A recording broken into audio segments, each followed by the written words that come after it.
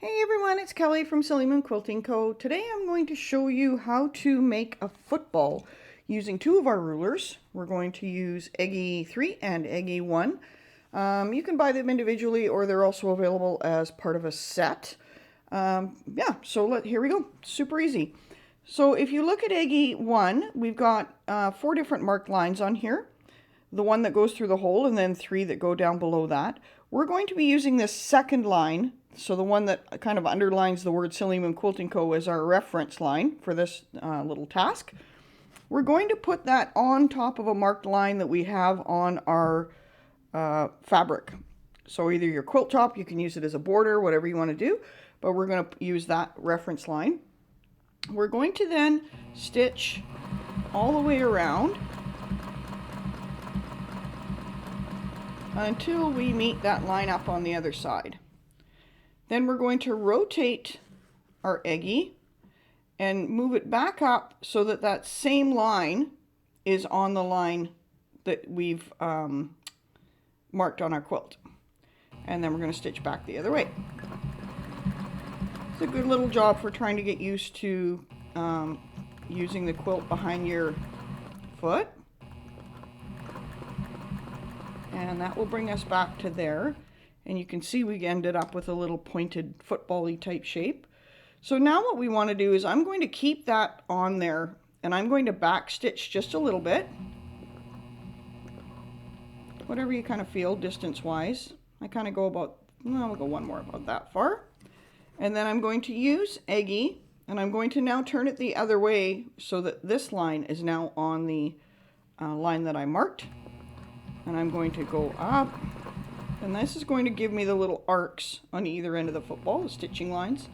And then I'm just going to go a couple stitches up that so that my ruler rests on the line I just stitched. So that gives me 1/4 inch spacing. And then I'm going to come back down. And this is where I'm going to stop because I'm going to switch rulers to give me the length to do my center line across this. So I'm going to turn this just so that you can see it a little better. So now what I need to do is I need to stitch from this point to give me the center part where we're going to put our other laces. So I'm going to kind of line this up here. And if you have a dude, this is a perfect time to use them because you know that you want to be 1/4 inch away from that ruler or that spot. So I can measure that exactly. And this is our little dude for anyone that doesn't know what dude is. Our little spacey guy out of aluminum so when you drop him you can hear him. So I'm going to then just stitch back down that line a little bit until I reach this ruler.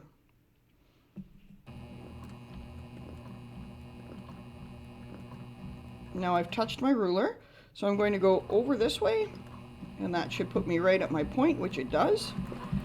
And then I'm going to stitch along, and then I'm going to stop anywhere you kind of feel like it.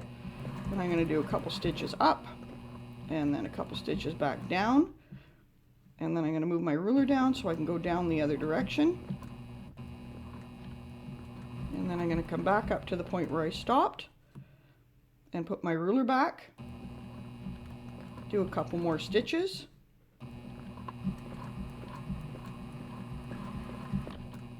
Stop there. And come back up. You want to keep coming back and stopping on that seam line. And then that will help your ruler butt up so that you're nice and even. And we'll stop there.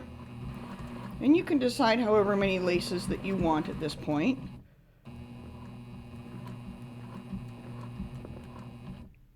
I think we're just going to do 3. So I'm going to butt that back up. Make sure my 1/4 spacing is still there. And then I'm going to come back down. And I like to come back down all the way to the point before I switch back to the other ruler. So then I'm going to switch back to my Eggy 1. And I'm going to just do a couple stitches along that edge. You can do this just free motion, or you can put your ruler back if you want. And do a couple more stitches until I feel that I'm about the right length away from there that I want to start my first line. I'm going to flip Eggy around, Eggy 1. And then I'm going to come back up the other way. Stop there and do a couple stitches up there. And then come back the other way.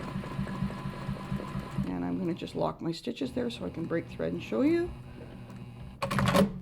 And just like that, we've created a super cool football. So if you like this tutorial, if you like using the Eggies, check out our website. We are now going to be offering some classes using the Eggie set where we do a whole table topper. But that's just a really quick design that you can do with Eggie 1 and Eggie 3. Thank you very much for checking in today. If you like this video, please give us a thumbs up and subscribe down below. And if you have any questions or comments, we would love to hear them. Thanks again and have a great day.